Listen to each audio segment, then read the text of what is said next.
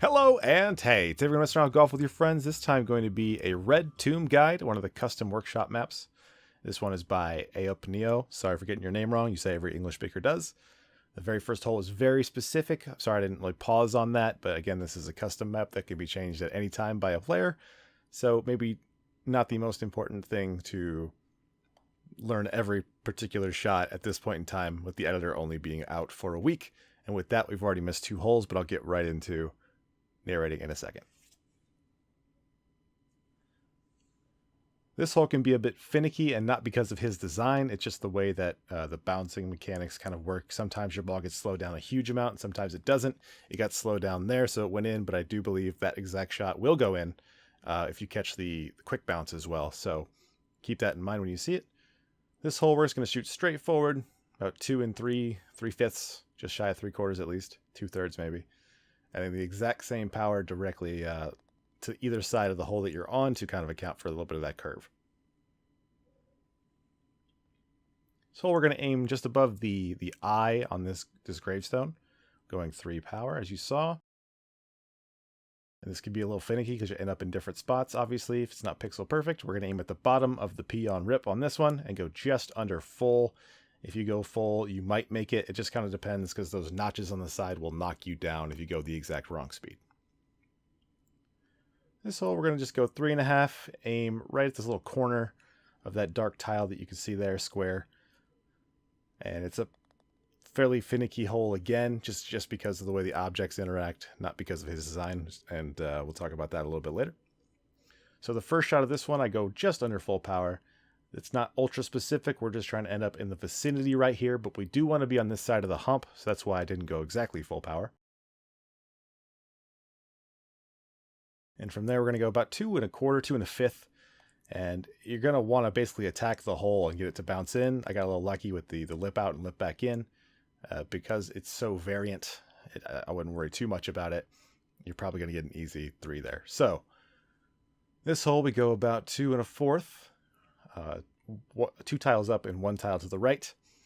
I do make a mistake here and think that I can go 3 power. I cannot. It's just under 3 power.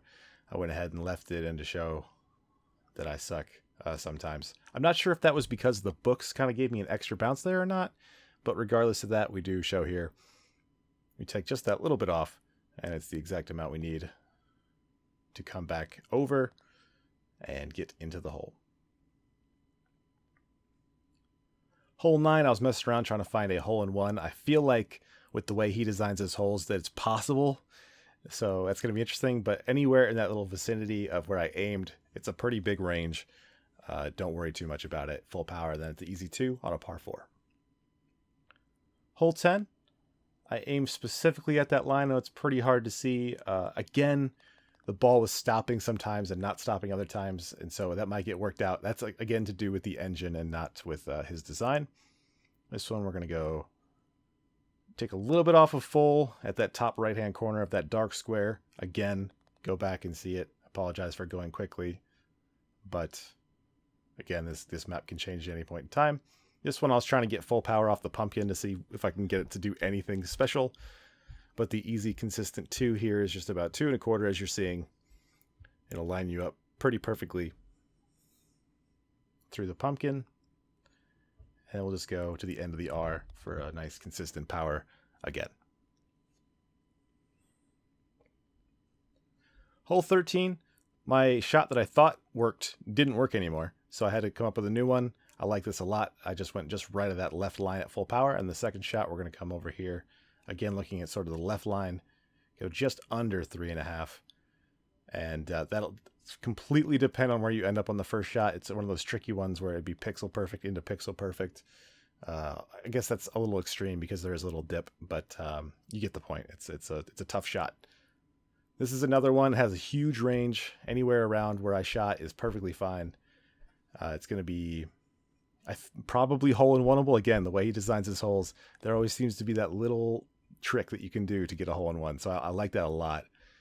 This hole, we're going to take a little bit more off than I have been taking off. It's a very specific power to get this, but the spot is a little more forgiving. And then I could use a little bit more power here on the second shot. If you are closer, that is fine, but if you'll probably end up a little bit further away from me, so you do need to use a little bit more power than I did on that second shot. Hole 16, we got a pretty nice range again. I like coming over here to this little buckle at about 3 2/3, as you see there. Sort of guarantees that we'll get past over here. And you don't want to go quite 2 unless you're sure you're going to hit the hole. You might get an awkward bounce when you bounce off that wall the first time, so that's why it kind of do it how it is, but just under 2 is perfect. This hole's super finicky on the first shot, so I leave the first shot in. Sometimes you'll just get this bounce. I'm not entirely sure if I'm like 1 pixel off or something like that, or if that's just like the first shot glitch, but either way, we basically shoot the same thing again and end up not going off. And then we just shoot about 1 power. A little bit less is probably preferred here, as you say, almost fly out of the bowl, but it's just fine at the end. And then the last hole, again, I think it can be hole-in-ones. However, did not find it. This is a pretty specific shot. I mean, you can just kind of pull off to 3.5 and aim just to the right and try to get up on top of this area. But I wanted to show kind of how close you can get. And this was about as close as I'd gotten the previous time I'd played it. So I went ahead and just kicked it in there instead of trying to putz around and go for the hole-in-one exactly. But again, I think that one is hole-in-oneable. There's probably something I'm just not seeing. So anyway, I can talk about the course real quick. I think it's probably the best overall course. It looks great. It plays fantastic. There's a ton of replayability. It's super good. And yeah, just absolutely go ahead and try this. It'll be down in the description. So as always, I cut to black. Thank you for watching. Thank you for listening. Be safe, guys.